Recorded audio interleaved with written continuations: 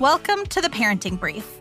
I'm your host, Jessica Stewart-Gonzalez, an Arizona working mom and program director for the Maternal, Infant, and Early Childhood Home Visiting Program at the Arizona Department of Health Services. On this podcast, you'll get the answers to your biggest parenting questions. Whether you're preparing for a newborn or figuring out how to manage a new phase in your little one's development, our child development experts and parenting pros are here to lend helpful advice, quick tips, and guidance.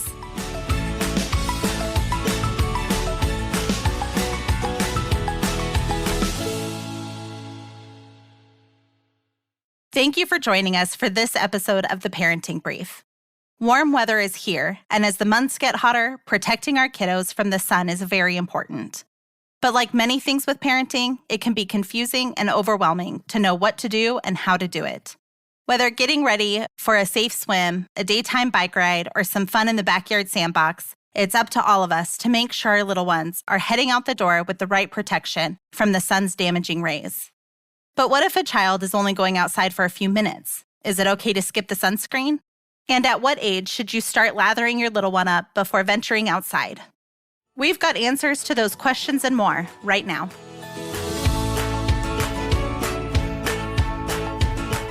Today we're joined by sun safety expert Sergio Perez. Sergio is the SunWise Program Manager at the Arizona Department of Health Services. Before we get into specific tips and recommendations for sunscreen and other sun protection, could you briefly explain the differences between heat-related illnesses, such as sunburn or sun poisoning, heat exhaustion or heat stroke? The difference between heat exhaustion and sun-related negative health outcomes is that heat exhaustion would be something directly related to temperature, whereas skin cancer and sunburn are something more related to the actual UV radiation coming from the sun's rays. That said, heat exhaustion will happen predominantly in the summer months, where sunburns can actually happen all year round in the desert or even anywhere where there's a lot of UV radiation. So when there is a high altitude, and if you're closer to the sun, those rays are going to be stronger no matter what temperature is. So a sunburn may happen from overexposure to the sun and those UV rays, whereas heat exhaustion would be something more related to the temperature in our environments. And the temperature, of course, in our environment will, lead us to overexert ourselves and can stress some of the body's major systems like our breathing, our blood flow. And really what we're trying to avoid with heat exhaustion in terms of temperature is we want to avoid heat stroke, because that is when a lot of the major systems in the body are really affected. And whereas when we're talking about sun-related illnesses, we're really talking more about sunburns, the prevention of skin cancer long into the future. And are children more at risk for those sun-related illnesses? So children, the way they play in is that actually sun damage accumulates over time. So we actually accrue a lot of sun damage, or the majority of our sun exposure happens in our youth. So that is a critical time for us to be aware of that exposure and that potential damage building up. So childhood sun exposure is a key indicator for developing skin cancer later in life. That said, we want to teach children about sun safety at an early age so we can help them develop healthy habits around the sun, which can decrease their chance of developing skin cancer later in life. I do really wish that this level of awareness and information was around when I was little, because I am fair-skinned and I have red hair, and I was always the kid at the pool where my parents made me wear a t-shirt over my swimming suit and, the thick zinc sunscreen on my nose. And back then, that was like so not cool.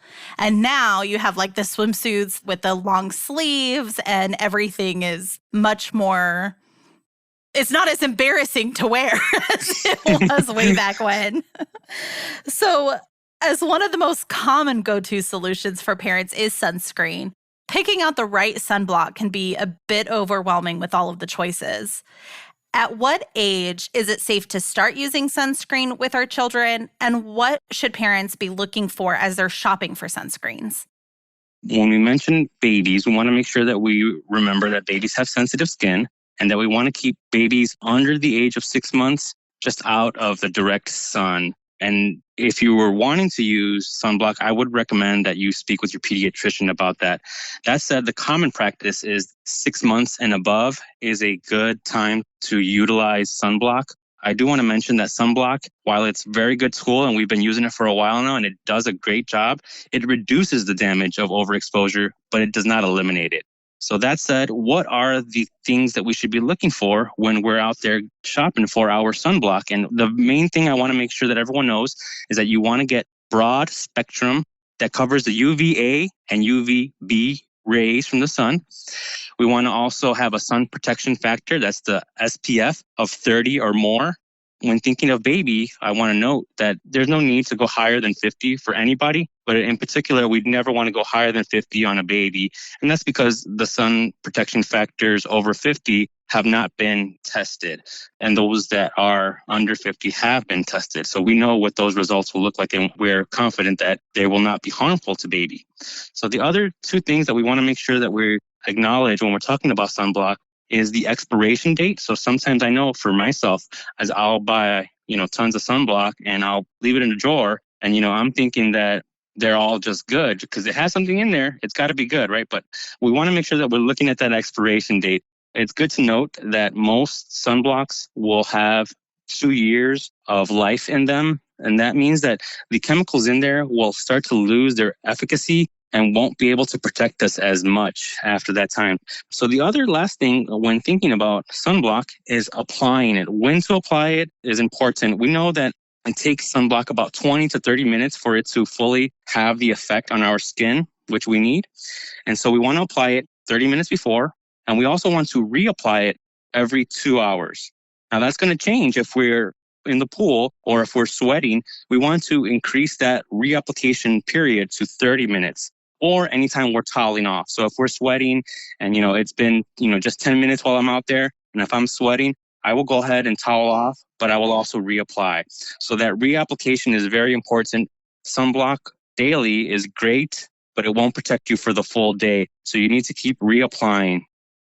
So what other safety measures should parents follow to protect the skin of their little ones? There are more than one measure. So we want to use a multiple prevention measures approach. So that's why we talk about sun safety measures. And those, we've already spoken about sunblock, and we know that that's one method that we can use. But we can actually really layer on that protection by, we mentioned already the UV index. So we want to make sure that we're checking the UV index and planning our day accordingly.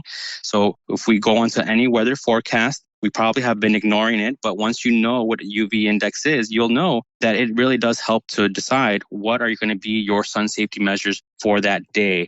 So again, a day with a higher UV index, I may want to use more of these methods that I'm going to talk about. So another method besides the sunblock and knowing what the UV index is limiting that midday sun.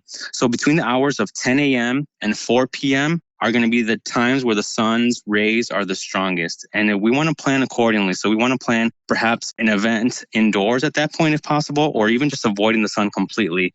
And then we know also if we're going to have to be in the sun during that midday, that we can use some of these other methods like seeking shade. So maybe planning, if we're going to be outside, maybe we can have an umbrella, maybe we can have a tent. We also want to cover up. So we know that covering up a child's skin with clothes can also help them to, prevent or protect against those harmful UV rays. So a long sleeve shirt, long pants with a tight weave are the best. And when those are not possible, that's when we definitely want to make use of our sunblock. Two other lesser known but very cool things or innovations are sunglasses, as we mentioned earlier. So when looking at sunglasses, we want to make sure that we're looking again at that UVA and UVB ray protection. So what a lot of sunglasses might say are UVA and UVB protection. So it may say 100%, it may say 95%, but know that you want to protect against that broad spectrum of UV rays, both A and B, and that also can be helpful.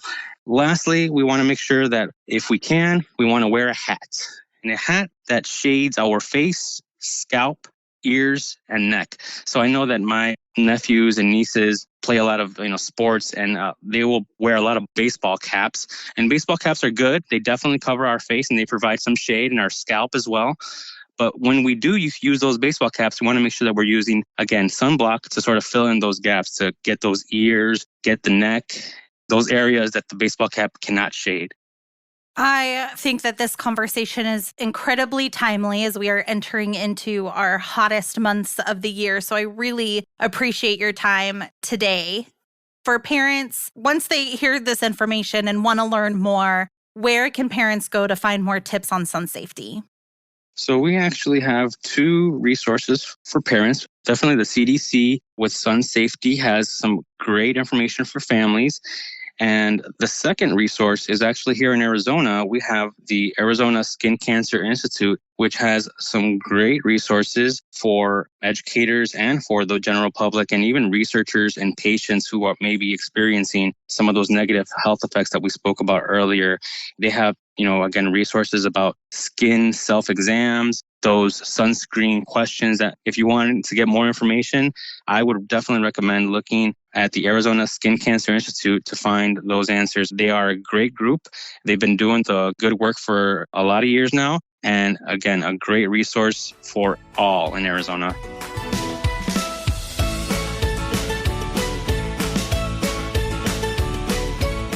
If you're preparing for poolside days and outdoor playtime with your kids, we have more helpful links for you in the show notes. There are more episodes on the way, so give us a follow on your favorite podcast app like Apple Podcast or Spotify. Or listen to us on Alexa. Just ask, Alexa, play the parenting brief. While you're there, pass the episode along to the moms or expecting moms in your life. Until next time, this is Jessica. You've got this, Mom.